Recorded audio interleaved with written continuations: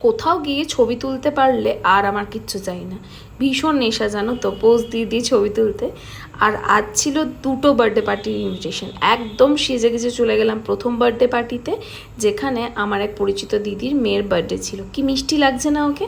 ওখানে cake cutting হলো, খুব সুন্দর সুন্দর স্ন্যাক্স ছিল যেগুলো খেতে বেশ টেস্টি ছিল। যাই হোক, গল্প করতে করতে বেশ সময় চলে এলো সেকেন্ড বার্থডেটা যাওয়ার জন্য। কারণ যেহেতু দুটো বার্থডে পার্টি ইনভিটেশন যেতেই হতো, সেই জন্য ফার্স্টে আমরা এখানে চলে এলাম। এখানে স্ন্যাক্স খেয়ে সবার সাথে দেখা করে চলে গেলাম সেকেন্ড বার্থডে পার্টিতে। কি সুন্দর সাজানো হয়েছে না। এটা হচ্ছে মিষ্টি মেয়ে, যার 6th বার্থডেতে আজকে আমরা গেছি। ওর নাম হচ্ছে সানভি। যাই হোক, দেখো ডেকোরেশন কি সুন্দর হয়েছে না। আর ওখানে গিয়ে একটা গ্র্যান্ড ওয়েলকামও পেলাম সবার কাছ থেকে।